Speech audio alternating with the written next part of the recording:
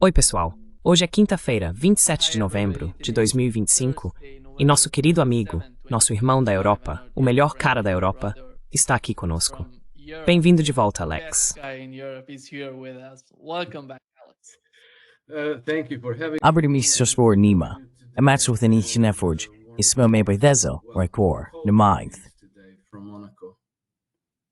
And happy Thanksgiving to all of our audience. Sim, e feliz Dia de Ação de Graças a todos, a todo o nosso público, porque hoje é o Dia de Ação de Graças nos Estados Unidos.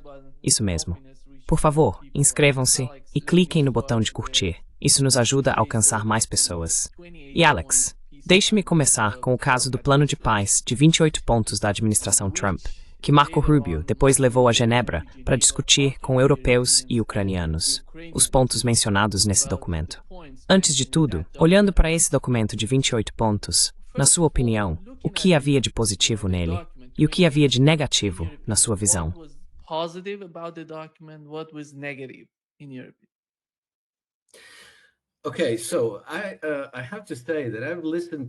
Certo, então tenho que dizer que ouvi muitas pessoas analisarem isso e achei muito surpreendente que as pessoas sejam tão negativas a respeito. Muitos dizem algo como, isso é bobagem, é uma armadilha para a Rússia, é o Trump tentando manipular a Rússia, e por aí vai.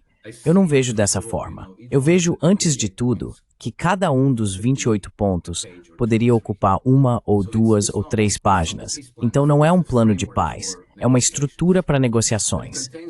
Mas contém disposições muito importantes, fundamentalmente importantes, que não apenas consolidariam a paz para a Ucrânia e encerrariam essa guerra, mas também transformariam a arquitetura de segurança de toda a Europa.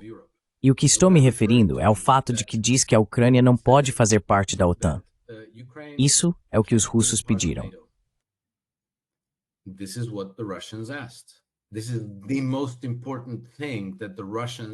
Essa é a coisa mais importante na qual os russos vêm insistindo desde antes mesmo de a guerra começar. Eles têm dito, não tornem a Ucrânia um membro da OTAN. Por favor, não façam isso. Não podemos tolerar e teremos que intervir. Então essa foi a principal razão para o início da guerra. E veja, os russos, ao falar sobre paz, têm dito que qualquer acordo de paz que façamos precisa abordar as causas fundamentais do conflito. E isso realmente aborda essas causas. Além disso, um dos 28 pontos diz que a Ucrânia deve consagrar isso em sua Constituição, tornando-se um compromisso constitucional não aderir a nenhuma aliança militar ocidental, nenhuma tropa ocidental no território ucraniano. Limitação de tropas. Sim, o tamanho do exército da Ucrânia. O tamanho do exército. Bem, você sabe, essa disposição poderia facilmente se transformar em algumas páginas nas quais especificariam: vocês podem ter essas armas, mas não aquelas, e assim por diante. Por exemplo, armas não nucleares já são mencionadas ali. Mas provavelmente ficaria muito mais detalhado antes que qualquer coisa fosse realmente assinada. E há também uma exigência para que a Rússia assuma o compromisso de não atacar nenhuma nação ocidental. Os russos já disseram muitas vezes que não têm intenção alguma de atacar ninguém. Mas esse plano de paz exige que a Rússia aprove uma lei por meio de seu processo legislativo, comprometendo-se a não atacar nenhuma nação ocidental. Isso é realmente importante, porque as pessoas que clamam por guerra na Europa continuam dizendo: os russos estão chegando, eles vão nos atacar.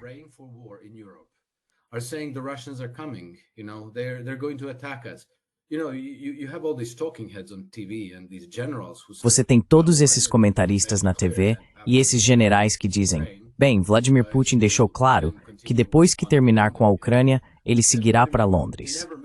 Exceto que Vladimir Putin nunca deixou nada disso claro. Essas pessoas simplesmente olham para a câmera e mentem.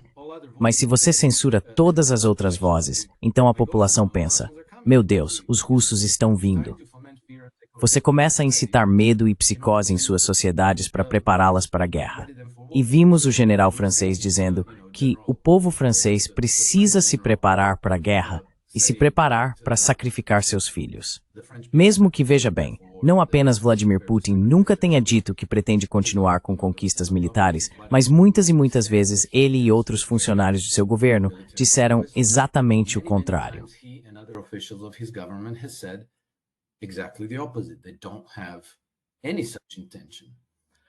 Eles não têm nenhuma intenção desse tipo.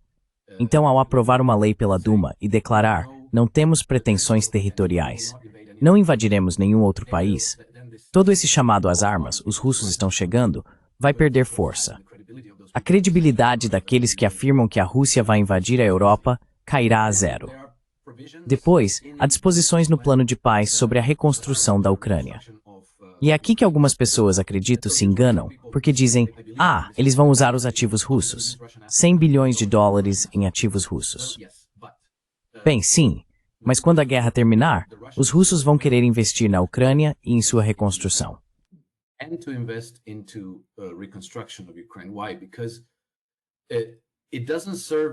Por quê? Porque não serve aos seus interesses de longo prazo ter uma Ucrânia quebrada, empobrecida e infestada de nazistas em sua fronteira. Serve sim aos seus interesses ter uma nação parceira próspera, bem organizada e pacífica, algo parecido com a Bielorrússia de hoje.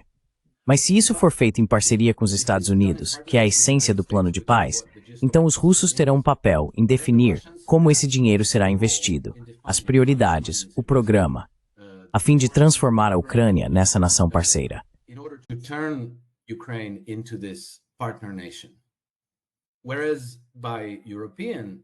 Enquanto sob o modelo europeu, os russos não teriam voz alguma. Tudo seria completamente administrado por Londres, Paris e Berlim. E o dinheiro russo seria simplesmente confiscado. Sabe, eles inventariam justificativas indiretas e legalistas, dizendo, sim, bem, estamos apenas usando isso como garantia, e então nossos bancos vão conceder empréstimos à Ucrânia com base nessa garantia. E então, sabe, eventualmente eles simplesmente pegariam o dinheiro, alegando que se trata de reparações que precisam ser pagas. Então, muito obrigado, dá exatamente essa quantia, e portanto nós a tomamos.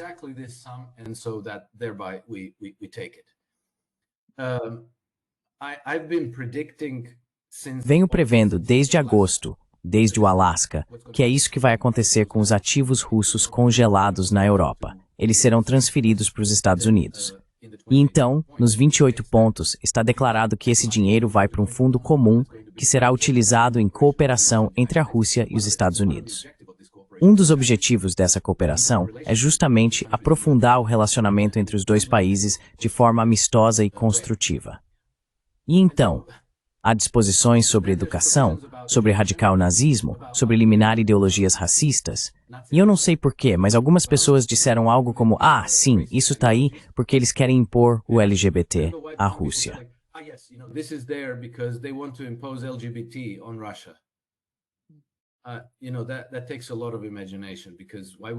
Sabe, isso exige muita imaginação, porque por que isso estaria ali? Quero dizer, Trump não se importa com LGBT, e os russos obviamente diriam não a uma coisa dessas. Isso reflete um dos 4 pontos que os russos estabeleceram quando lançaram a como é mesmo que chamam, Operação Militar Especial. Um deles era a desnazificação. É disso que fala aquela disposição no plano de paz de 28 pontos. Desnazificação, ou seja, é preciso reformar a educação porque, entre outras coisas, uma das primeiras medidas que a junta ucraniana aprovou em 2014 foi uma lei que transformou colaboradores nazistas da Segunda Guerra Mundial em heróis nacionais. E essa lei prevê acusações criminais contra pessoas que neguem o heroísmo deles.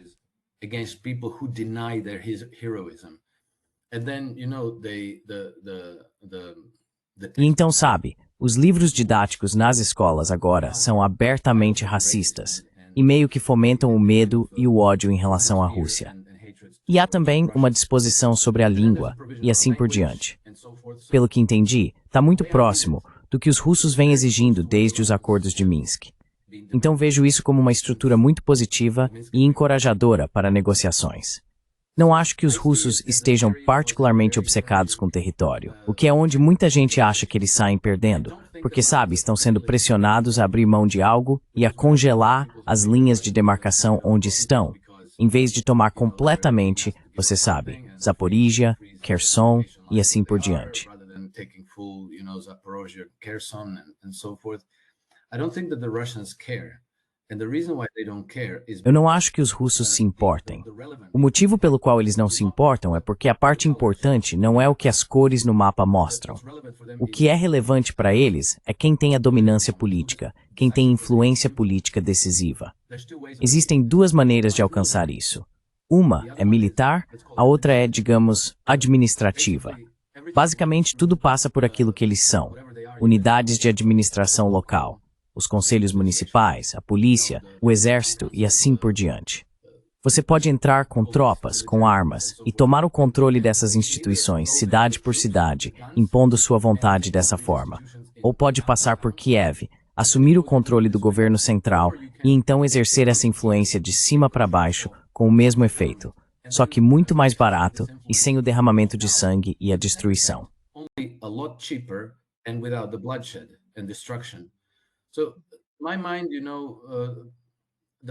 Então, na minha opinião, os russos vão continuar travando a guerra se for necessário. Mas se não precisarem, vão parar onde estão. E então, muitas dessas questões serão resolvidas por meio de negociações e, digamos, medidas graduais que serão implementadas ao longo de anos e décadas, porque os russos buscam uma solução permanente. Não para, você sabe, colorir todo o mapa de vermelho e dizer, bem, fizemos todas essas grandes conquistas, porque aí seria preciso administrar essas áreas. Ainda seria necessário geri-las. É mais fácil se você, digamos, conquistar a influência sobre Kiev e deixar que as autoridades ucranianas governem o país de uma forma que o conduza aos seus objetivos, que novamente são ter uma nação parceira amigável e um amortecedor entre a Rússia e o Ocidente, uma nação neutra. Russia and the West, a neutral nation.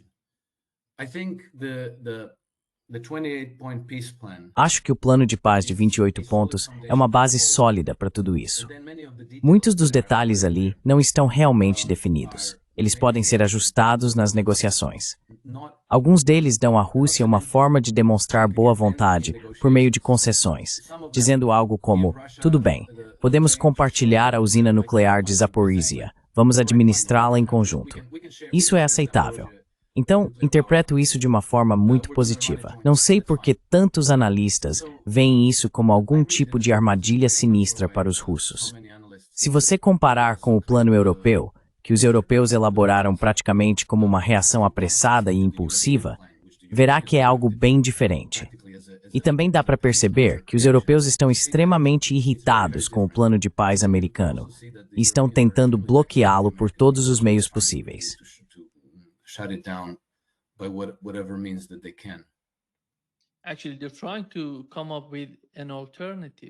Na verdade, eles estão tentando criar uma alternativa ao que os americanos propuseram. Como você achou a reunião em Genebra? Sabe, o Marco Rubio estava lá falando. Parece que a CNN informou que 3 pontos cruciais do documento foram removidos. Um deles sendo concessões territoriais, outro a limitação do tamanho das forças armadas da Ucrânia e o terceiro, a adesão da Ucrânia à OTAN. Agora, se presumirmos que os europeus de alguma forma conseguiram retirar esses pontos do documento, isso é possível? Você acha que ainda é viável?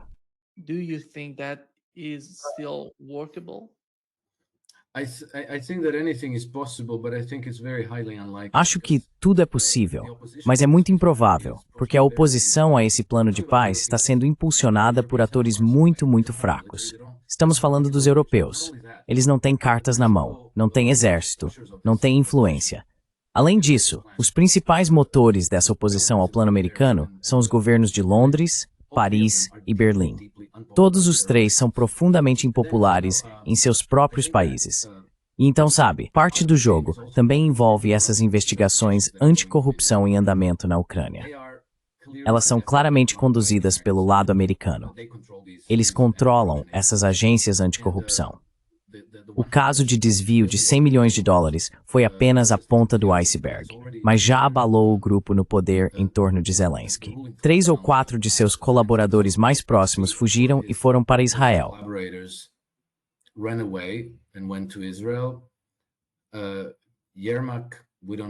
Yermak, não sabemos se ele vai continuar no governo. Ele está sob uma pressão tremenda. Mas como sabemos agora, a verdadeira investigação de corrupção vai acabar manchando muitos desses belicistas europeus, os estonianos, os franceses, os britânicos e os alemães, porque estamos falando de algo entre 50 e 100 bilhões de dólares, com B maiúsculo. Acho que parte do jogo é exercer pressão sobre eles, porque se não o fizerem, algumas coisas realmente feias podem vir à tona em um futuro muito próximo. E acho que essa é parte da razão pela qual Donald Trump foi recentemente a Londres e se encontrou com Keir Starmer. Sabe, o que ouvimos sobre essas reuniões? É quase como se ele tivesse ido lá para tomar uma xícara de chá e comer uns bolinhos. Mas acho que a portas fechadas, a conversa pode ter sido diferente. Talvez algo mais como: olha, temos todas essas informações. Temos rastros de todo esse dinheiro sendo transferido para bancos de Londres. Traces of this much money moving to London banks. Please cooperate. We can do this the easy way or we can do it the ugly way. Por favor, colabore. Podemos fazer isso do jeito fácil ou do jeito feio. Acho que avisos semelhantes provavelmente foram enviados para outros lugares da Europa, Paris, Estônia em particular. Aparentemente, os bancos estonianos têm sido um dos principais canais para isso. E no fim das contas, a maior parte desse dinheiro vem dos contribuintes dos Estados Unidos. Então, se isso vier à tona, vai ser realmente embaraçoso para os europeus e vai causar revolta entre o povo americano contra as elites europeias. E mesmo antes que se saiba muito sobre tudo isso, já está fortalecendo a posição de pessoas como Robert Fico e Viktor Orbán, que querem preservar a paz na Europa e reformar a União Europeia. In Europe and who want to reform the European Union, and it's weakening the hand of, Ursula von der Leyen. E isso está enfraquecendo a posição de Ursula von der Leyen e Kaja Kallas, que eu nem sei para quem elas trabalham, mas certamente não trabalham para nenhum eleitorado como reconheceríamos em uma democracia. Então tudo isso agora está pressionando não apenas a Ucrânia, mas também a União Europeia. As concessões territoriais podem, ir e voltar mais de uma vez. No fim das contas, acho que quanto mais tempo os ucranianos e os europeus se opuserem ao plano de paz americano, pior será a posição deles, porque os russos, enquanto isso, estão avançando no terreno.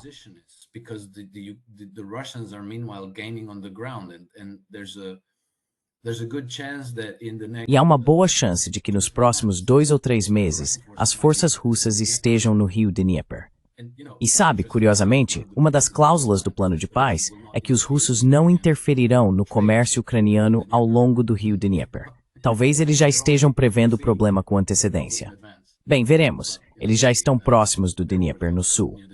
Mas eu me pergunto, também tivemos tweets, declarações não oficiais de pessoas como Kirill Dmitriev, que disseram que esse acordo de paz se baseia no entendimento alcançado entre os dois lados no Alasca, em agosto.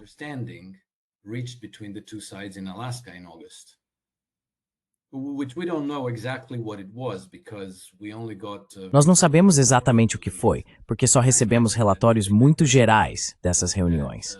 Mas imagino que, se eles se encontraram pessoalmente, algumas anotações muito detalhadas foram trocadas entre os dois lados. E então, logo após essa reunião, o próprio Kirill Dmitriev tweetou que Vladimir Putin e Donald Trump vão impedir que a Terceira Guerra Mundial comece. Vão impedir. Ele não disse poderiam, talvez, ou deveriam. Ele disse vão. Isso me diz que eles chegaram a algum tipo de entendimento e que desde agosto vem desenvolvendo isso até chegar a um plano de 28 pontos.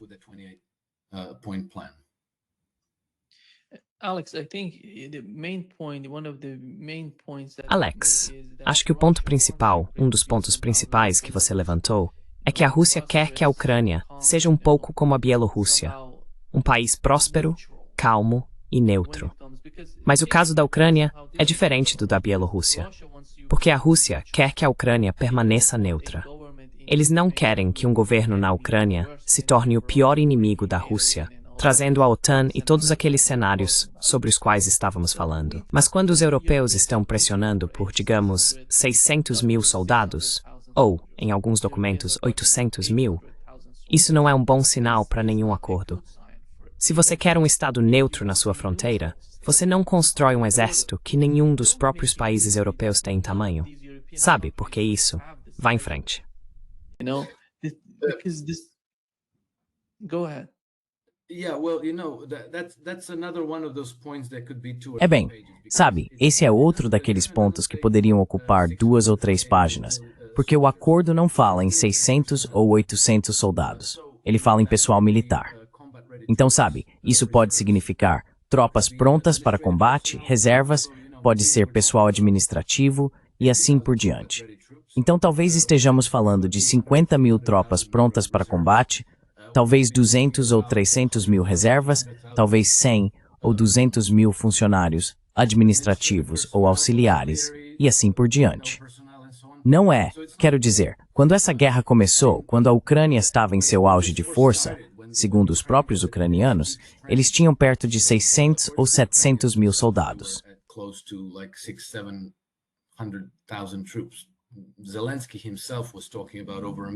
O próprio Zelensky falava em mais de 1 milhão, mas acho que ele estava exagerando. Então, sabe, isso restauraria as forças armadas ucranianas ao nível em que estavam quando a guerra começou em 2022. Não acho que esse seja o objetivo do acordo, e também não acredito que os russos aceitariam isso. E se eles não concordarem, não precisam assinar o acordo de paz. Então, sabe, forçar esse tipo de solução sobre eles, me parece que se fosse uma armadilha, seria a armadilha mais tola já criada, porque eles não vão ignorar esse detalhe. Acho que o número é significativo, mas se refere ao pessoal militar, não a tropas prontas para combate, não a soldados. Not combat-ready troops, not soldiers. Yeah. Alex, the other point is the case of Steve Witkoff. Alex, o outro ponto é o caso de Steve Witkoff. Sabemos que ele vai à Rússia com o que parece ser um documento oficial e que vai se comunicar com o presidente russo e sua administração. Observando a forma como estão atacando Steve Witkoff nos Estados Unidos, de alguma forma na mídia tradicional e nas redes sociais, chamando de fantoche russo, agente da KGB, dizendo que ele tem muitos laços com a Rússia, tudo isso mostra que algo está acontecendo nos bastidores, que essas pessoas não estão satisfeitas com isso.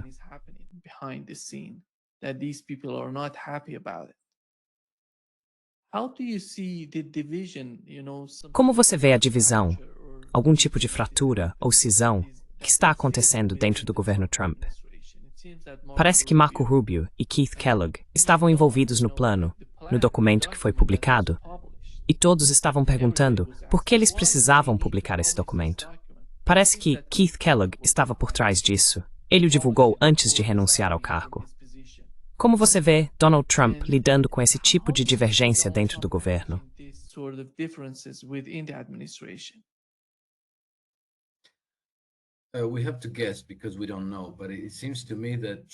Temos que adivinhar porque não sabemos, mas me parece que Trump teve que, digamos que ele não queria mostrar suas cartas muito cedo. Sabe o que quero dizer? Então ele manteve Keith Kellogg para fazer parecer que estava considerando uma resolução pró-europeia e anti-Rússia para essa crise, e para dar esperança a eles de que talvez conseguissem trazer Trump de volta para o jogo deles. Embora eu sempre tenha achado isso um pouco falso, porque Trump já havia se recusado a oferecer à Ucrânia uma garantia de segurança que era a principal prioridade dos europeus. Foi isso que Keir Starmer vinha tentando obter em suas primeiras viagens a Washington, D.C., no início do governo Trump.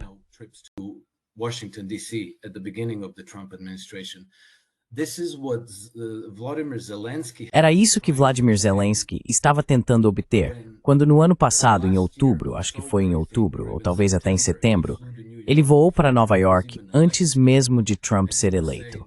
Ele estava dizendo, bem aqui, nós lhe daremos este acordo de 500 bilhões em recursos naturais em troca de uma garantia de segurança. O que isso significa? Bem, uma garantia de segurança basicamente quer dizer que se, digamos, a Polônia, a França, o Reino Unido ou a Alemanha colocarem algumas tropas de dissuasão em solo ucraniano, tanto faz, 10 mil, 20 mil, 30 mil, não importa, elas não vão vencer a guerra. Mas quando forem atacadas, o que aconteceria então? Poderiam dizer, ahá, veja, os russos nos atacaram, agora vocês têm que cumprir sua garantia de segurança.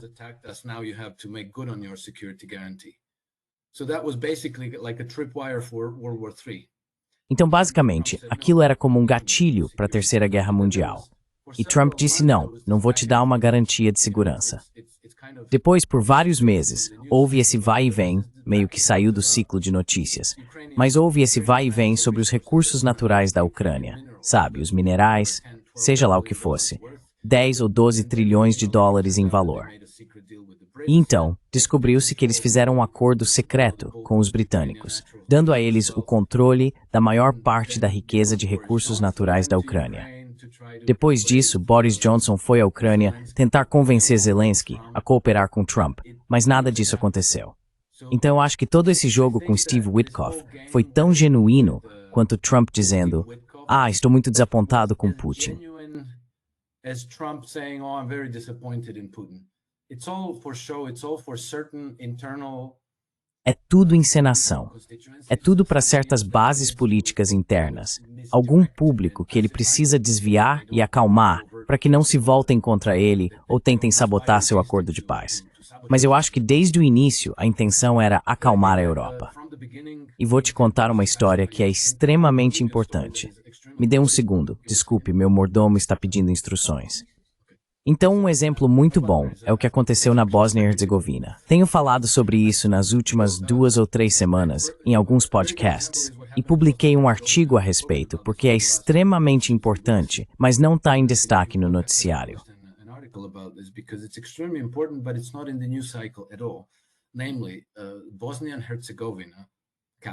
Ou seja, a Bósnia e Herzegovina, cuja capital é Sarajevo, certo?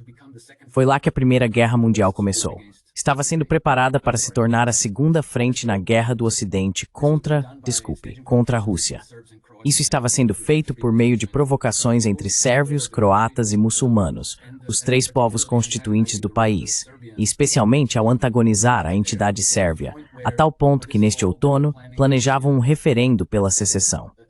A República Sérvia iria se separar da Bósnia, e isso quase certamente desencadearia uma guerra entre a República Sérvia e o restante da Federação da Bósnia com o governo em Sarajevo.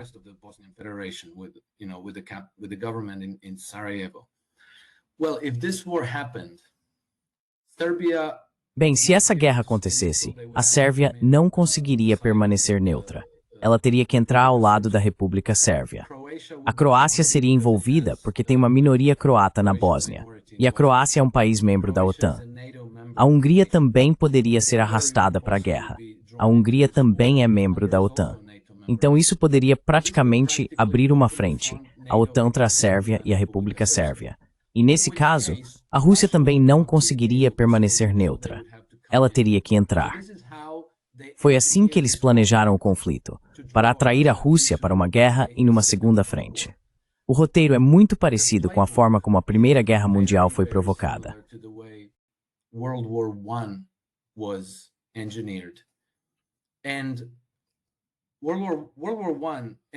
E a Primeira Guerra Mundial acabou com uma devastação total em toda a Europa e cerca de 40 milhões de vítimas. Então, foi o que aconteceu.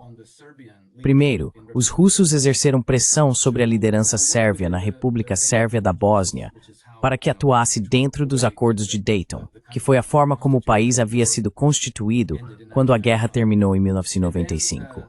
Depois, Donald Trump realmente colocou seu peso político por trás de Milorad Dodik, que era um presidente muito popular da República Sérvia da Bósnia. Assim, eles preservaram a liderança sérvia por meio de um candidato de fachada, Milorad Dodik.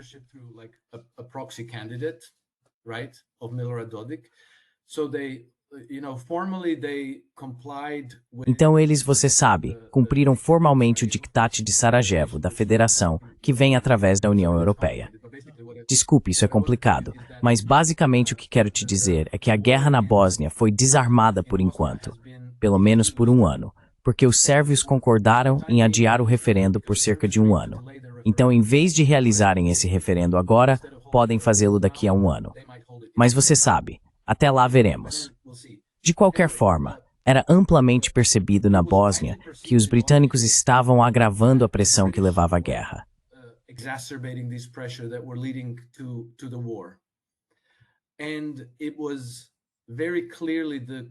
Foi muito claro que foi a cooperação entre os russos e o governo Trump que desarmou esse barril de pólvora. Cerca de 3 semanas atrás, encontrei um dos membros, acho que mencionei isso em nossa última conversa, um dos membros do governo da República Sérvia, que me disse isso. Ele afirmou que desde que Trump assumiu o cargo, as coisas estão muito, muito melhores. Disseram que a diferença era como da noite para o dia. E então outro político croata, ele não me disse isso diretamente. Ouvi em uma entrevista de podcast, afirmou que a diferença entre a Bósnia durante o governo Biden e agora é como viver em outro planeta. Isso não é discutido na mídia. This is not discussed in the media. Nobody's talking about Bosnia-Herzegovina. Ninguém está falando sobre a Bósnia e Herzegovina. Não há doadores ricos da Bósnia e Herzegovina que Trump precise agradar. Não existe um grande bloco de eleitores de sérvios bósnios, ou de sérvios em geral, nos Estados Unidos. Portanto, este é um exemplo em que parece que, por meio da cooperação entre a Rússia e os Estados Unidos, a Terceira Guerra Mundial na Europa realmente foi evitada por enquanto. E se for assim, e esta for uma história real, sabe, não uma teoria da conspiração, é uma história real que a mídia está ignorando. Se for esse o caso, será que um esforço semelhante está sendo levado a sério na Ucrânia? E além disso, será que um esforço semelhante está sendo levado a sério no Oriente Médio?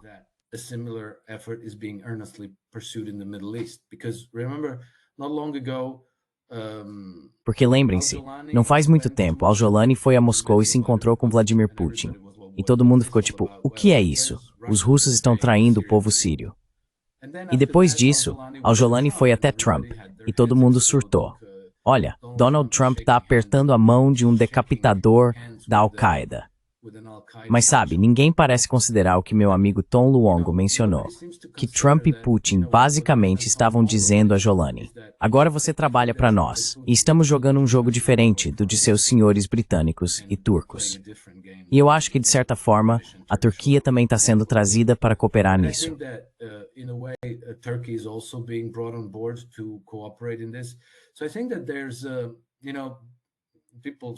Acho que as pessoas dizem que eu dou crédito demais ao Trump, mas acredito que é plausível, e eu diria até provável, que uma nova arquitetura de segurança esteja sendo desenvolvida e preparada para o mundo neste exato momento. A paz na Ucrânia será uma parte importante dessa equação, e as investigações em andamento contra o governo ucraniano, os oligarcas e a liderança europeia fazem parte disso. Eles serão forçados a aderir, ou ficarão para trás na história. Isso vai levar a uma onda de mudanças de regime na Europa. Então veja, a paz está sendo impulsionada por jogadores muito fortes, Rússia e Estados Unidos, e está sendo combatida por jogadores muito fracos, sem cartas na mão.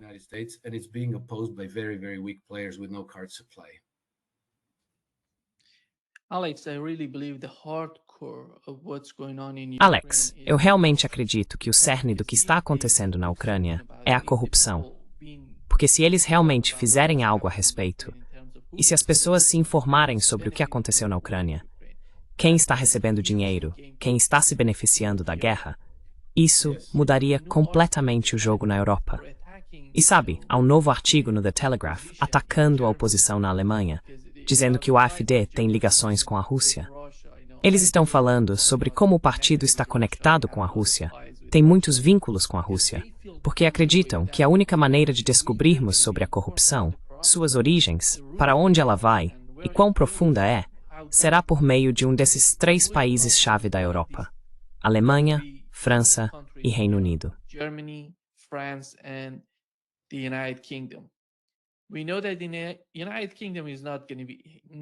Sabemos que o Reino Unido não vai mudar. Não há nenhuma mudança na política britânica a caminho, nem no futuro próximo, nem no longo prazo. A única opção real seria a Alemanha. Se eles chegarem ao poder na Alemanha e começarem a mostrar às pessoas o que aconteceu, mostrando os documentos, as origens e até onde vai a corrupção no caso da Ucrânia, como você vê isso? Porque se presumirmos que o novo governo na Ucrânia realmente faria algo a respeito, isso é meio ilusório. O novo governo enfrentaria muitos problemas na Ucrânia, mesmo que algum tipo de acordo viesse a acontecer. Então, Como você vê esse movimento em direção aos ataques ao AfD? Parece que os ataques estão direcionados exatamente ao que acabei de mencionar.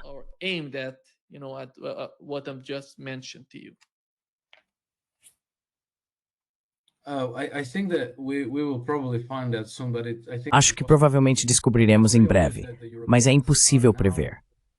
É muito óbvio que os europeus estão agora em um tipo de pânico e estão redobrando os esforços de censura, porque realmente não querem que as pessoas descubram o que estamos prestes a descobrir. Um amigo meu... Bem, ok, tenho que mencionar isso, porque suspeito que eles estejam considerando introduzir lockdowns novamente, para lhes dar uma forma de forçar as pessoas a ficarem em casa, como toques de recolher, para garantir que ninguém possa sair e protestar. Assim, eles podem introduzir um regime de censura muito draconiano. E sabe, um bom amigo meu tem um canal muito popular no Facebook.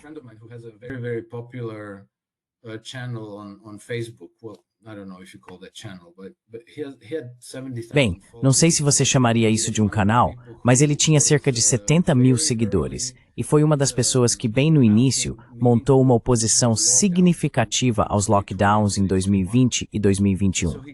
Ele ganhou muitos seguidores e continuou falando sobre os problemas dos lockdowns e da pandemia, e sabe, sobre o que isso fez com as crianças nas escolas e tudo mais. Então, de repente, depois de 5 anos, eles apagaram completamente a conta dele no Facebook. Sabe, na Croácia, muita gente usa o Facebook porque o Twitter não é tão popular e as pessoas ainda não estão.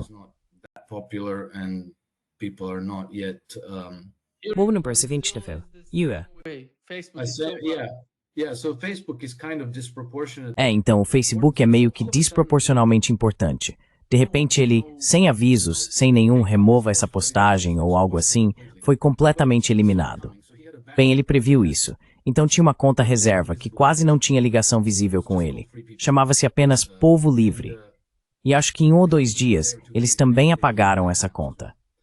Aí sabe, por volta da semana passada, uma baronesa britânica, Heather, ou esqueci o nome dela, publicou uma investigação de 1.500 páginas sobre os lockdowns de 2020 e 2021.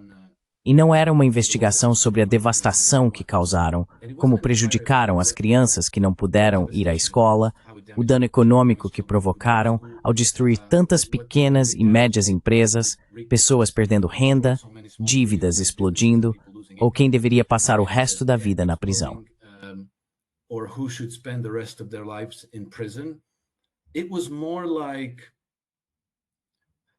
Foi mais algo como poderíamos ter feito isso melhor?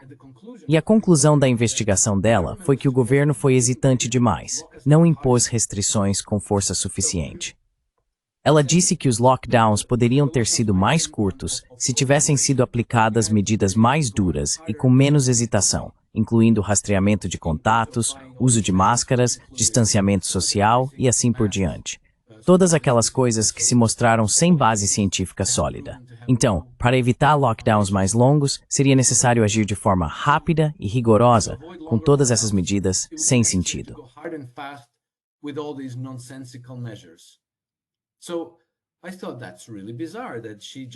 Então, achei realmente estranho que ela tenha acabado publicando essa investigação neste momento. E então, 2 dias antes de a investigação ser divulgada, recebemos um alerta muito severo do Banco Central Europeu, dizendo que as coisas estão realmente difíceis, que vai haver uma crise e que os bancos na Europa precisam estar preparados. Isso é incomum, porque normalmente os bancos fazem de tudo para garantir a todos que está tudo bem. Não corram para o banco para sacar seu dinheiro. Está tudo ótimo, sem perigo. Fiquem tranquilos e sigam em frente. Nada para ver aqui. Em vez disso, eles estão emitindo esse alerta severo.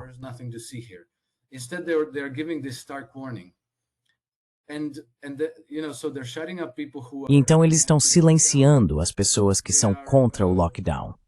Estão publicando investigações dizendo algo como, ok, os lockdowns precisam ser muito mais rigorosos da próxima vez. E então você sabe, estão nos alertando de que há algo errado com o sistema bancário, que foi exatamente o que deu início ao lockdown anterior. Bem, em 2019, tivemos algo chamado de Repocalypse, quando os mercados de recompra explodiram. E agora sabemos que no verão passado, não o verão de 2025, mas o de 2024, o Banco da Inglaterra teve que intervir nos mercados britânicos de recompra. Repo significa um acordo de recompra.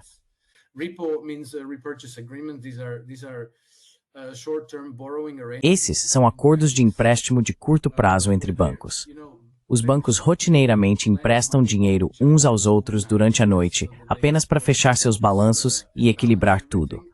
Então, se um banco estiver com falta de liquidez, ele pode pegar dinheiro emprestado de outro banco, oferecendo garantias apenas durante a noite ou por um prazo muito curto. Mas esse mercado pode parar completamente se houver suspeita de que um dos bancos do sistema está quebrado e não conseguirá pagar.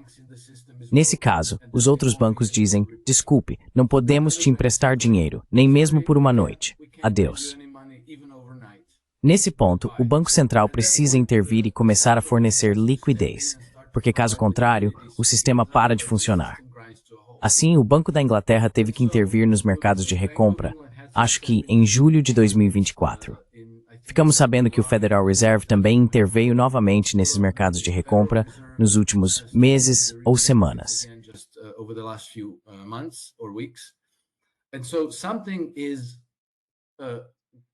Então, algo está se desintegrando. Há uma implosão que está lentamente se transformando em uma avalanche. Acho que os europeus estão considerando novos lockdowns. E também acho que esse é o motivo pelo qual, lá em setembro, quando Ursula von der Leyen fez seu discurso sobre o estado da União Europeia diante do Parlamento Europeu em Bruxelas, ela disse que estamos à beira de, se não já dentro de, uma nova emergência global de saúde. Ela usou exatamente essas palavras. E agora, já se passaram mais de 10 semanas desde que ela fez aquele discurso e ninguém mencionou nada sobre qualquer emergência de saúde. Então, sabe, o que eu acho é que eles estão cientes de que vai haver uma crise muito, muito dramática na Europa. Eles não têm uma solução. E agora estão fazendo um brainstorming, tipo, o que vamos fazer?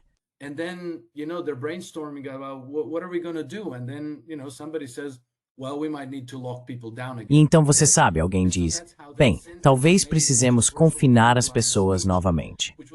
E foi assim que essa frase entrou no discurso de Ursula von der Leyen, o que era obviamente falso, porque se houvesse uma verdadeira emergência de saúde pública, nós saberíamos. Eles estariam dizendo, há um vírus muito perigoso à solta, então use a máscara idiota, mantenha o distanciamento social, trabalhe de casa e assim por diante. Porque se há uma emergência de saúde e você não diz nada depois do seu discurso, isso significa que não há nenhuma.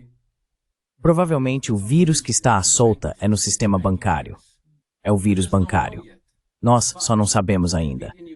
Mas a derrota na Ucrânia, a pressão exercida pela administração Trump, vai causar um colapso em algum momento.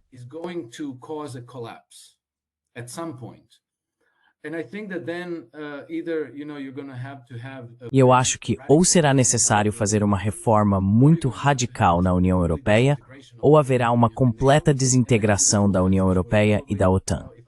Então, provavelmente, os países individualmente, se o AfD chegar ao poder na Alemanha, formarão uma nova parceria, a Alemanha e os Estados Unidos de um lado, e a Alemanha com a Rússia do outro.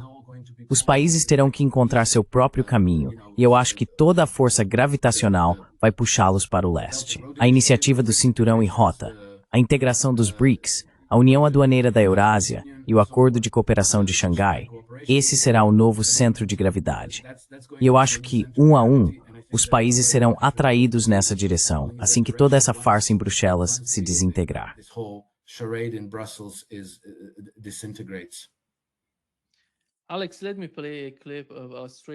Alex, deixe-me reproduzir um trecho de um jornalista australiano. Ele está falando sobre a política, sobre como a Europa deve responder, porque é uma alternativa ao que estamos discutindo. De alguma forma, isso está ligado à mídia tradicional.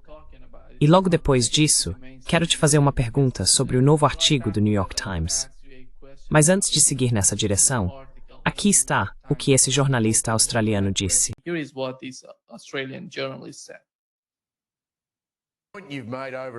Você já fez esse ponto várias vezes e eu acho que é excelente. Quero dizer, onde diabos está a Europa? Eles precisam agir e resolver isso por conta própria. Quer dizer, ok, existe esse acordo de paz maluco que, como você disse, é uma rendição. O que os europeus estão fazendo para acabar com esse conflito?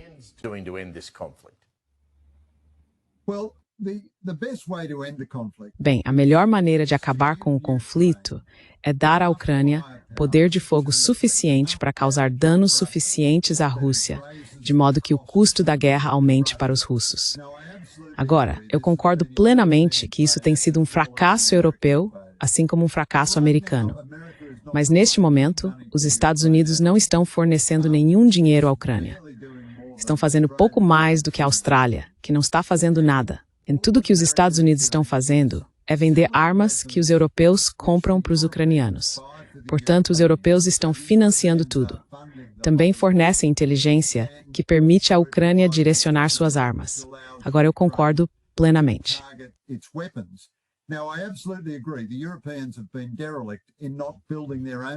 Os europeus foram negligentes por não desenvolverem suas próprias indústrias de defesa. Quero dizer, esta guerra já dura quase 4 anos e é óbvio que o arsenal ocidental está esgotado, enquanto nossos inimigos, Rússia, China, Coreia do Norte e Irã, estão reabastecendo seus arsenais a um ritmo acelerado. Mas isso é uma falha dos europeus, concordo. Também é Donald Trump em seu pior momento. Porque tudo o que ele quer aqui é que a Ucrânia se renda, para que ele possa dizer que trouxe a paz, ganhar um prêmio Nobel da Paz e ter Putin, sem dúvida, ajudando-o a erguer algumas Trump Towers na Rússia.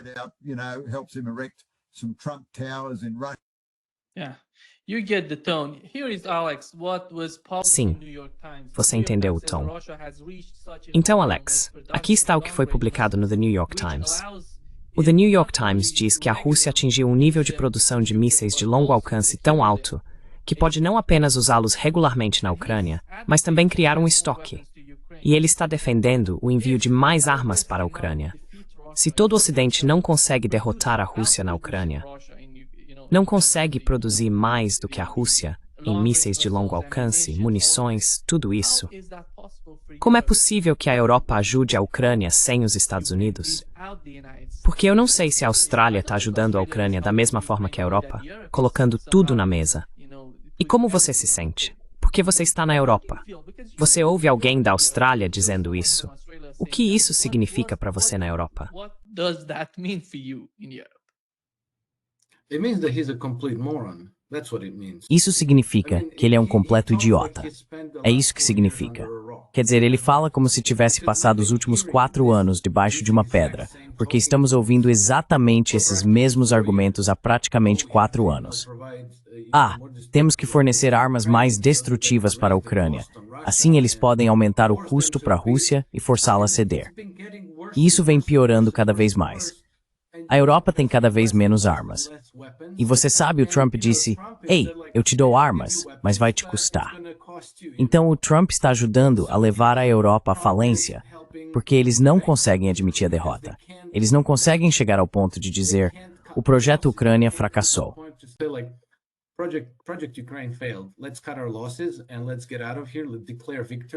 Vamos cortar nossas perdas e sair daqui.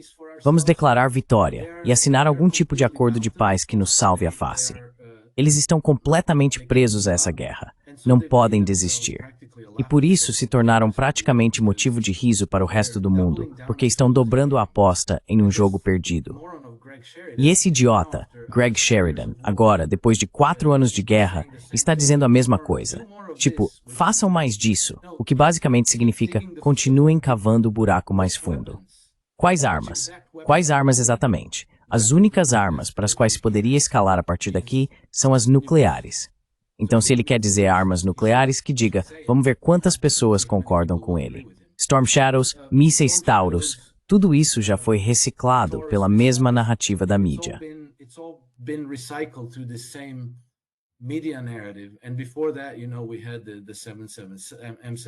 E antes disso, você sabe, tínhamos os obuseiros M777, e havia o obuseiro Kaiser, e havia os F-16, e os ATAC-MS, e depois os ATAC-MS de longo alcance.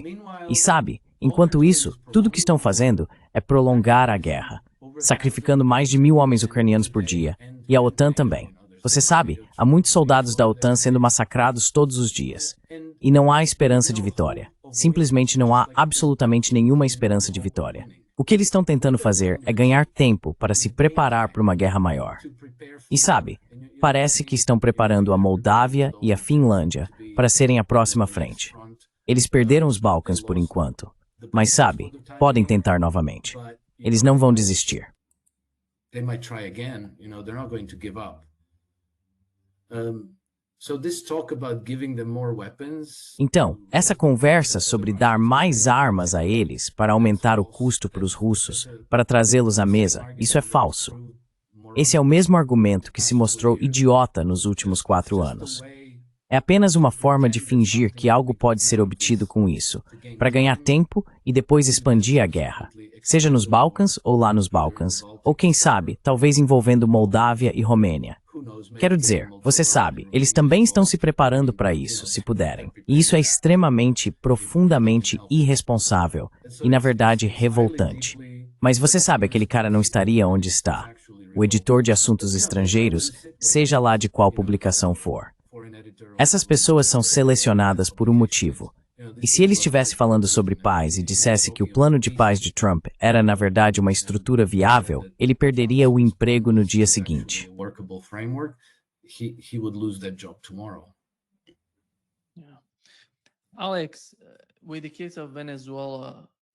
Alex, no caso da Venezuela, parece que nos Estados Unidos, não sei se você viu as últimas pesquisas, a CBS informou que 70% dos americanos são contra a guerra na Venezuela, ou contra a Venezuela. E até Rand Paul tem falado sobre isso. Todos os políticos, Thomas Massie, Marjorie Taylor Greene, aliás, ela renunciou ao cargo. Então, como você vê o caso da Venezuela? Por outro lado, me parece que Donald Trump está colocando isso. Todo mundo está dizendo, sabe, você vê as armas, os bombardeiros indo para a região. Dá a sensação de que os Estados Unidos podem atacar a Venezuela. Mas, por outro lado, Donald Trump diz que pode considerar conversar com Maduro.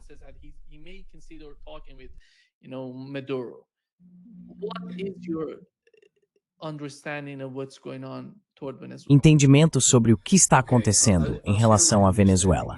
Ok, vou compartilhar o que eu entendo, embora eu não tenha certeza se estou certo sobre isso. Mas, acho que pode ser que Donald Trump esteja exercendo pressão sobre a Venezuela da mesma forma que vinha aumentando a pressão sobre o Irã há alguns meses. Sabe, houve uma época em que eles estavam levando todos aqueles porta-aviões e bombardeiros estratégicos para Diego Garcia e tudo mais, e parecia que os Estados Unidos iam começar uma guerra de mudança de regime contra o Irã. Mas isso nunca aconteceu. Então acho que talvez estejam fazendo a mesma coisa agora, por algum motivo.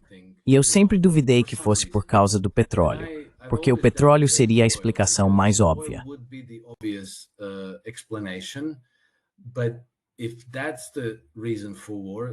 Mas se essa for a razão para a guerra, então Trump estaria desperdiçando os recursos militares dos Estados Unidos e o dinheiro dos contribuintes em algo que basicamente acabaria sendo um presente para Wall Street e para a City de Londres.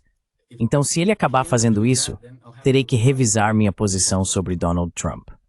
Mas me parece que talvez o governo Maduro, em algum momento, tenha feito um pacto com o diabo, e eles fizeram certas coisas que agora estão sendo enfrentadas nos Estados Unidos.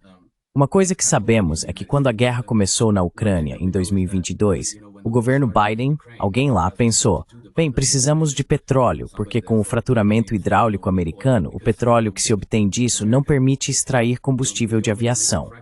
Não é possível extrair diesel, então para coisas como aviões, tanques e caminhões pesados, esse petróleo é inútil.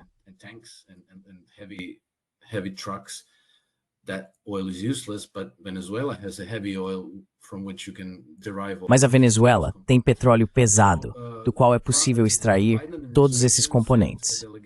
Então o governo Biden enviou uma delegação a Caracas e eles fizeram um acordo. Não sabemos exatamente qual foi esse acordo, mas suspenderam um monte de sanções contra a Venezuela. E uma parte desse acordo, e aqui estou apenas especulando, não sei disso, pode ter sido que Biden, ou parte do plano de sua administração, fosse inundar os Estados Unidos com imigração ilegal. Parecia que eles gostavam particularmente do elemento criminoso. Então talvez parte desse acordo tenha sido: ei, por que vocês não esvaziam suas prisões e mandam essas pessoas para os Estados Unidos? É aí que o governo Trump pode ter muitos atritos com o regime de Maduro. E outra coisa é que parece que a Venezuela fez parte do processo de manipulação eleitoral nos Estados Unidos.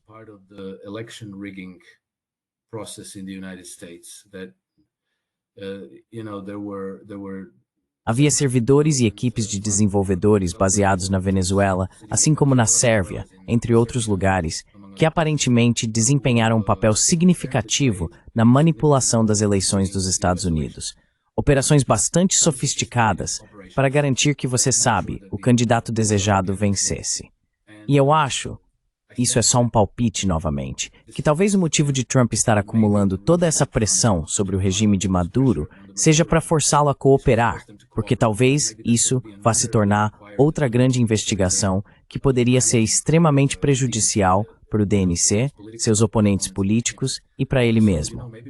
Então talvez Maduro, para evitar uma guerra ou para não sofrer o mesmo destino de Muammar Gaddafi, tenha que entregar o que se pede. E se ele o fizer bem, isso pode ser algo tão grande quanto as investigações anticorrupção em andamento em relação à Ucrânia.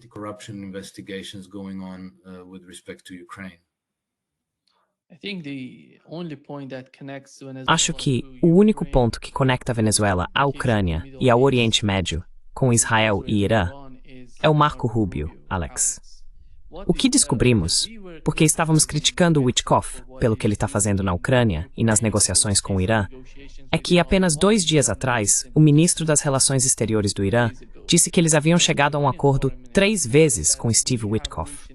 Ele comunicou isso a Washington, o que, na minha opinião, significa Marco Rubio. Depois ele disse que não concordaram com isso. Sabe, a mesma coisa está acontecendo com a Ucrânia. Se algo acontecer na Venezuela, na minha opinião, é tudo sobre o Rubio, sua posição e a forma como ele está pressionando por isso.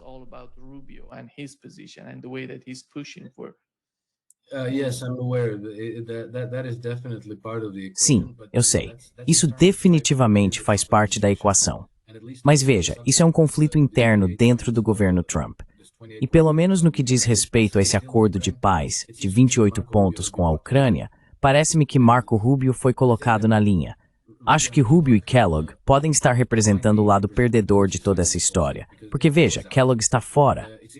Parece-me que até o caso Epstein também faz parte da equação. É difícil conectar os pontos de forma precisa, a ponto de apontar algo com confiança. Mas dá para ver que um dos senhores sombrios da City de Londres caiu, Lord Mandelson.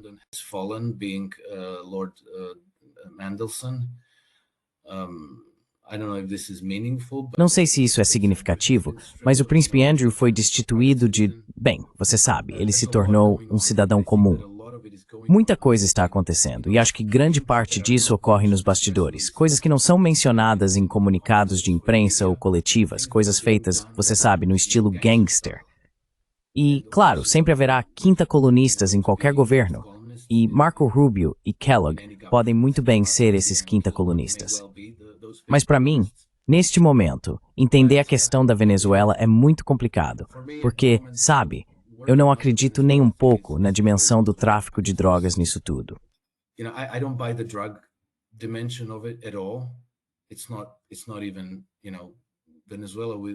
Nem é isso, sabe? A Venezuela estaria em 10º lugar na lista de problemas se o objetivo fosse combater as drogas. O petróleo como garantia pode fazer parte disso, mas também não acho que seja esse o motivo.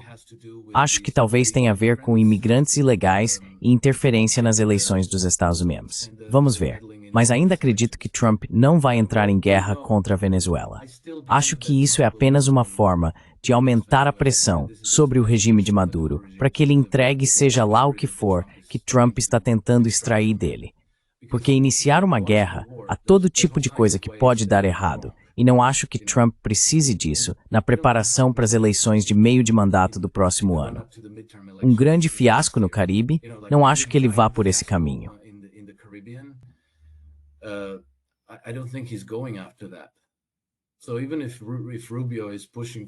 Então, mesmo que o Rubio esteja pressionando por uma mudança de regime na Venezuela, e depois uma mudança de regime em Cuba e assim por diante, duvido muito que Trump vá apertar o gatilho nisso, porque acho que há desvantagens demais para ele e praticamente nenhuma vantagem. Qual seria a vantagem?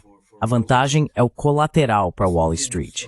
Isso não vai parar o tráfico de drogas, porque veja bem, talvez alguma cocaína venha da Venezuela, mas não o fentanil. Se você quisesse combater o fentanil, teria que ir ao Canadá, teria que ir ao México, teria que atacar os bancos que lavam dinheiro. Essa deveria ser sua prioridade número 1 ao fazer isso, mas eles não estão fazendo. Então é outra coisa. Mas acho que o tempo dirá. Saberemos mais com o tempo. A coisa boa é que muitas pessoas estão fazendo um ótimo trabalho investigativo, então o quadro vai se esclarecer.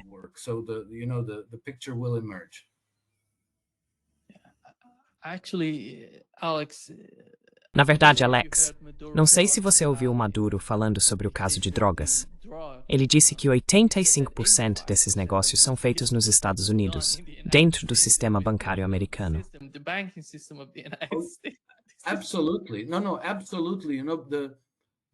Com certeza. Não, com certeza.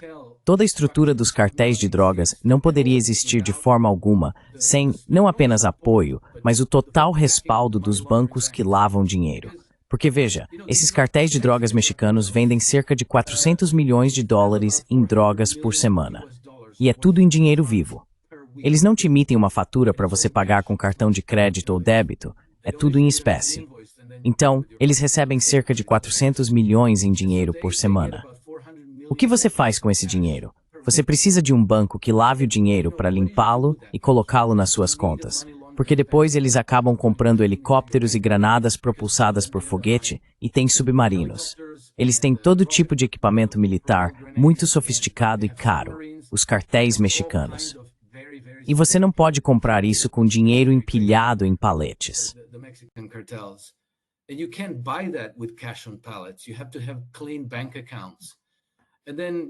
Você precisa ter contas bancárias limpas. E então, sabe, quando você tem contas bancárias limpas, alguém é um signatário autorizado. Enquanto isso, se você só tiver dinheiro em armazéns, qualquer cara que esteja guardando dinheiro pode dizer: "Ei, por que não pegamos esse dinheiro? Por que temos que guardá-lo para o chefe? Podemos montar nosso próprio cartel."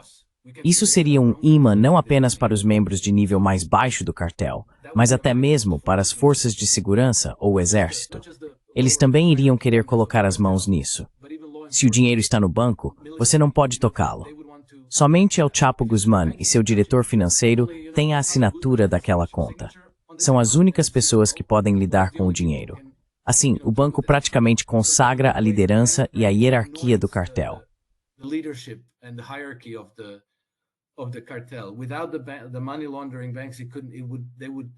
Sem os bancos que lavam dinheiro, eles se fragmentariam em 1000 grupos rivais que provavelmente acabariam fazendo a maior parte da aplicação da lei entre si, porque se matariam por causa de todas aquelas pilhas de dinheiro. Então, tudo desmoronaria. É por isso que é preciso ir atrás dos bancos. Há alguns meses, ouvi uma entrevista com um cara do FBI de Trump que falava sobre grandes laboratórios de fentanil em escala industrial no Canadá. Ele disse que os bancos canadenses faziam parte de toda a operação. Então eles entendem o problema. A Venezuela não está na mesma categoria. É uma questão diferente. E novamente, sabe, com o tempo vamos descobrir. Talvez nunca saibamos com certeza, mas não é o que está sendo discutido. It's not what's being talked about. Alex, Iranian ambassador to Russia, he said that Alex, o embaixador iraniano na Rússia, disse que eles receberam uma proposta da Rússia para formar um pacto de defesa contra a OTAN. O que está acontecendo agora no Irã me interessa. Eu acompanho as políticas iranianas, tanto internas quanto externas, porque quero entender o que está acontecendo. O ministro das Relações Exteriores do Irã disse que, se você quer fazer a paz, precisa se preparar para a guerra. Esse tipo de discurso não existia antes da guerra contra o Irã. A guerra de 12 dias entre Irã e Israel. Ninguém falava assim antes. A guerra mudou completamente a mentalidade dos iranianos. E parece que todos estão perguntando: por que a Alemanha, durante a guerra, disse que Israel está fazendo o nosso trabalho diário contra o Irã? Por que isso? Israel is doing our daily job against Iran. Why is that? what does Germany have against us? You know, people are asking O que a Alemanha tem contra nós? Sabe, as pessoas estão se perguntando isso. Dentro da administração, sabemos que o Irã não é, assim como a Rússia, um governo monolítico, em que todos seguem a mesma linha. Não, há muitas discussões políticas no Irã. Algumas pessoas defendem uma relação melhor com o Ocidente, outras com a Rússia e a China. Mas afinal, olhando o que está acontecendo, todas essas pessoas estão se unindo e dizendo: por que o Irã? Nós não fizemos nada contra a Europa, especificamente contra a Alemanha. Por que eles precisam nos atacar? Sabe, isso leva à questão principal. A OTAN também é inimiga do Irã. Na minha opinião, eles estão chegando a esse ponto. Eles estão dizendo que não é só Israel. A OTAN está apoiando Israel em nos atacar.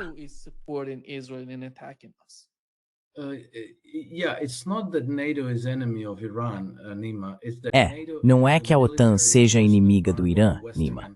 É que a OTAN é o braço militar de imposição do Império Ocidental. E o Império Ocidental é, de certa forma, uma reencarnação do Império Britânico. A lógica dos impérios é que eles precisam dominar absolutamente tudo. Eles não podem tolerar rivais ou potências regionais que possam dizer não ao Império. Então, sabe, se eles chegam e dizem, bem, vocês vão abrir seus mercados para nossos produtos, vão abrir suas reservas de recursos naturais para que nossas corporações explorem e vão nos permitir assumir o controle da sua mídia. Esse é o modo de pensar.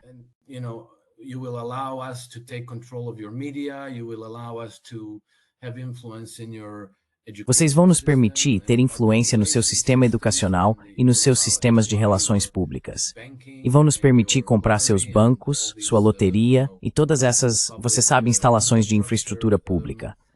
E se o país disser não, bem, então eles começam a exercer pressão. Sabe, começam com sanções, mas vai além. Fazem assassinatos, fazem revoluções coloridas. Então sim, uma das coisas às quais você tem que abrir seu país são as ONGs. Você tem que ter escritórios da Open Society aqui, tem que ter o British Council aqui, a USAID e o National Endowment for Democracy.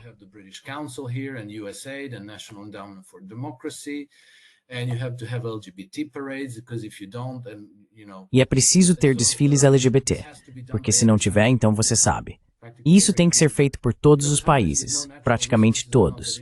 Mas países sem recursos naturais não são tão interessantes. O Irã não é apenas um país rico em recursos.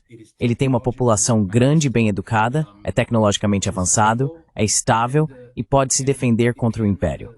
Portanto, ele ameaça a hegemonia deles naquela região. E se ameaça a hegemonia naquela região, mestas adspanis se saúde great nietzsche grastan quase. E é por isso que Irã, extremamente too bad. O que lá tem padaus? How will the empire do this? It's only credible military enforcement army. Seu único braço militar de aplicação credível é a OTAN. Os Estados Unidos, sim, se os Estados Unidos estiverem a bordo, mas isso já não é mais certo sob o governo Trump. A Alemanha foi completamente cooptada e penetrada pelas estruturas dominantes desse império. A Alemanha é um território ocupado. Portanto, não há líderes alemães genuínos que estejam, digamos, focados no desenvolvimento da Alemanha e no benefício do povo alemão. Eles são apenas um satélite, um instrumento desse império. Caso contrário, a Alemanha não teria absolutamente nenhum motivo para qualquer tipo de hostilidade com o Irã. Pelo contrário, quando a Alemanha estava sob Otto von Bismarck e o Kaiser Wilhelm, eles queriam desenvolver cooperação com o Irã. Construíram uma ferrovia de Berlim a Bagdá, que deveria ir até Mosul. E eles queriam, bem, naquela época, a maior parte disso ainda era otomana.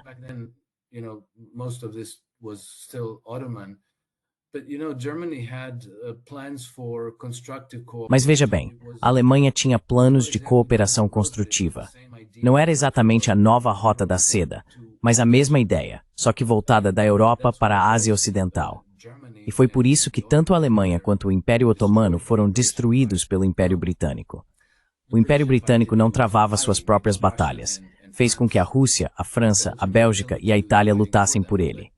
Mas no fim das contas, é a mesma coisa. E hoje, infelizmente, a liderança alemã foi moldada pelos expoentes desse império.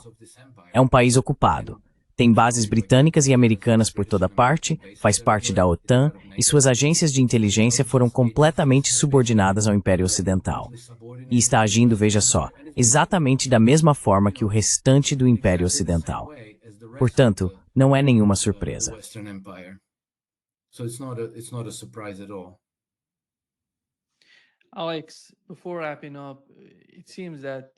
Alex, antes de encerrarmos, parece que uma das principais preocupações entre as pessoas do movimento MAGA, aqueles que apoiam Donald Trump e sua administração, como Tucker Carlson, é o caso de Netanyahu. Ele pode atacar o Irã, porque ontem soubemos que um caça israelense entrou no espaço aéreo iraquiano, chegou perto da fronteira iraniana e foi reabastecido por aviões americanos. Aqui está o que Tucker Carlson disse sobre Netanyahu. Na minha opinião, ainda mais depois de tudo que vimos com a Venezuela e a Ucrânia, Netanyahu pode fazer algo no Oriente que mude tudo, que crie um enorme caos na região.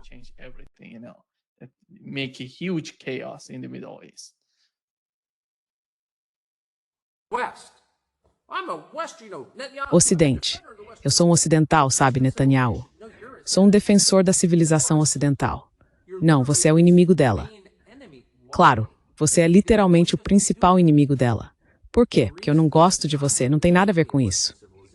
A razão pela qual Netanyahu é um inimigo da civilização ocidental é porque ele acredita, e já disse abertamente, que estamos lutando contra essas pessoas por causa de como elas nasceram, por causa de um mal inerente. Nós não acreditamos nisso. Acreditamos que toda pessoa é inerentemente falha, mas passível de redenção, porque Deus criou cada pessoa. Por que os nazistas são maus? Os nazistas são maus exatamente por esse mesmo motivo. E, portanto, se você quer defender o Ocidente, você defende uma única proposição, e tudo emana dessa proposição. O indivíduo tem direitos que lhe foram dados por Deus. Ponto. Você não precisa ser cristão para defender esse princípio. Islâmicos, muçulmanos, judeus e outras pessoas acreditam nisso. Então, não se trata de odiar aquele grupo.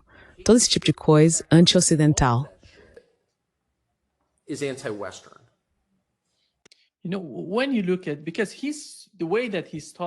Sabe, quando você olha para isso, o jeito que ele fala ressoa com as pessoas que votaram em Donald Trump.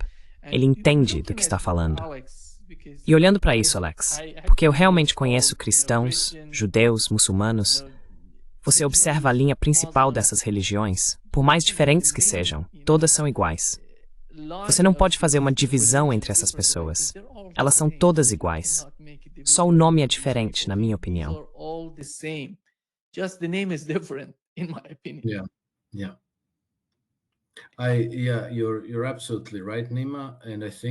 Sim, você está absolutamente certo, Nima. Acho que pelo menos nos últimos 150 anos, o Império tem brincado com isso. Eles tentaram cooptar as 3 religiões abraâmicas para servir aos seus próprios fins, e acredito que comprometeram todas as 3. Transformaram o judaísmo em algo que ele genuinamente não é. Definitivamente transformaram o cristianismo e o islamismo em algo que não eram em sua forma original. Essas formas originais ainda existem. Não é como se as tivessem destruído completamente.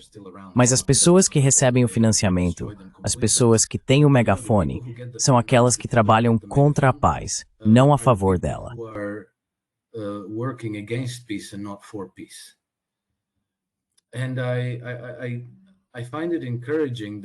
E acho encorajador que pessoas como Tucker Carlson tenham uma voz forte por aí, que tenhamos uma plataforma onde possamos exercer a liberdade de expressão e trocar essas ideias.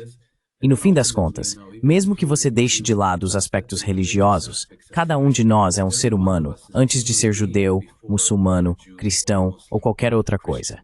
E isso significa que compartilhamos um certo núcleo comum.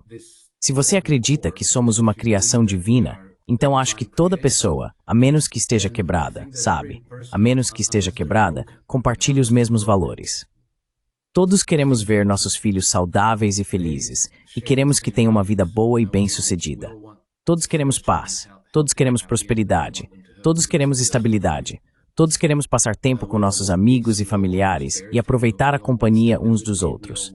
Todos queremos viajar, conhecer outras culturas. E sabe, isso é algo real.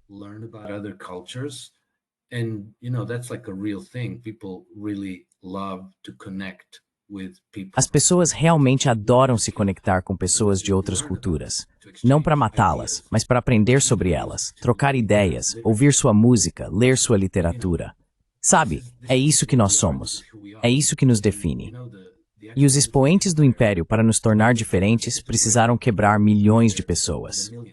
Sabe, os programas MK Ultra, as guerras que criam centenas de milhares de órfãos que depois foram criados com corões corrompidos, para transformá-los em jihadistas completamente enlouquecidos. E então ainda os drogam quando os enviam para o combate. Isso é uma perversão radical da humanidade. Isso não é o que a humanidade é. E eu acho que Benjamin Netanyahu faz parte disso, com certeza. Benjamin Netanyahu is definitely part of that. And I think that the whole population of E eu acho que toda a população de Israel, bem, muitas pessoas lá, estão tão traumatizadas que perderam completamente o senso moral. Acho que eles nem sabem o que estão fazendo. Mas é isso que acontece em uma nação que está sob cerco. E sabe, eles estão sob cerco porque são agressivos com todos os seus vizinhos, e não era para estarem ali. É um Estado criado artificialmente, que teve de ser construído às custas da população local. Então, obviamente, antes mesmo de criarem o Estado, criaram primeiro os inimigos, e com razão porque expulsaram-nos da terra e tomaram suas cidades e vilas. E ainda os brutalizam todos os dias em Gaza, na Cisjordânia, no Líbano e assim por diante. Lebanon, and so forth. And so that'll create perversions and broken spirits. E isso vai criar perversões, espíritos quebrados, bússolas morais perdidas e, você sabe, uma moral em decomposição. Mas veja, o simples fato de estarmos vendo isso acontecer hoje e de podermos falar sobre o assunto e de que até agora conseguimos transcender a capacidade deles de nos censurar, acho que está mudando a maré. E já podemos ver isso. Não são apenas os jovens socialistas de cabelo azul se voltando contra Israel. É também o eleitor conservador de meia-idade nos Estados Unidos que está cansado e farto de Israel. E acho que Tucker Carlson é exatamente o representante típico desse segmento da população. E acredito que com o tempo, esse problema vai ter que ser resolvido. This problem is going to have to be cured. Alex, antes de encerrarmos, você acha que Netanyahu, antes de deixar seu cargo em Israel, poderia iniciar uma guerra entre o Irã e os Estados Unidos? I very much doubt it unless they manage to assassinate Donald Trump. Duvido muito disso, a menos que de alguma forma conseguissem assassinar Donald Trump. Realmente duvido, porque isso seria completamente suicida. Não apenas para Israel, mas também para os Estados Unidos. Veja, eles têm suas 20 ou 22 bases militares, cerca de 60 mil soldados e todo tipo de recurso militar que seria completamente aniquilado se iniciassem uma guerra contra o Irã. O Irã tem capacidade para literalmente arrasar Israel e todas as bases militares ocidentais na região. Eles possuem armas contra as quais o Ocidente não tem defesa, além de um exército muito grande e o apoio da Rússia e da China. And they have the support of Russia and China. I mean, the thing to understand is... Quer dizer, o que é preciso entender é que todo esse novo processo de integração multipolar, de mudança da arquitetura de segurança no continente euroasiático, já tem, veja bem, os chineses e os russos designando o Irã como o pilar da arquitetura de segurança na Ásia Ocidental. Então eles vão apoiar o Irã. E o que os Estados Unidos têm? A menos que usem armas nucleares, não há nada que possam fazer a respeito. E mesmo que usem, vão sacrificar completamente tanto Israel quanto sua presença naquela região. E eu acho que Trump é pragmático bastante para perceber o contraste entre o lado negativo dessa história e o lado positivo de uma cooperação amistosa e construtiva. O Irã tem recursos, tem uma força de trabalho bem educada. It has well-educated workforce. It's forming more engineers than most countries in the world. Está formando mais engenheiros do que a maioria dos países do mundo. É muito melhor cooperar e comercializar. Você sabe, os americanos têm coisas para vender. Eles podem construir usinas nucleares, são caras, não muito competitivas, mas há muito a ser feito por meio da cooperação. E se você acha que vai se livrar do Irã por meio da guerra, está fazendo uma aposta extremamente imprudente e provavelmente vai fracassar. Acho que quase certamente vai fracassar. Então, não acho que Trump vá fazer isso. Mas você sabe, alguém como Anthony Blinken, Jake Sullivan, Victoria Nuland, há toda uma cabala dessas pessoas que fariam essa aposta. E provavelmente tem seus subordinados, sabe, em think tanks, no Pentágono, nas Forças Armadas e assim por diante, que ficariam muito, muito felizes em brincar com esse barril de pólvora. Who will be very, very happy to play with that powder keg. Muito obrigado, Alex, por estar conosco hoje. Um grande prazer, como sempre. O prazer é meu, Nima. Obrigado por me receber. Ótima conversa, aliás. Você abordou muitos assuntos. Nós abordamos mesmo. We did. I think Acho que em mente, Sr. Moser. Sim. Certo. Cuide-se. Até a próxima. Tchau, tchau. Tudo de bom pra você também. Tchau.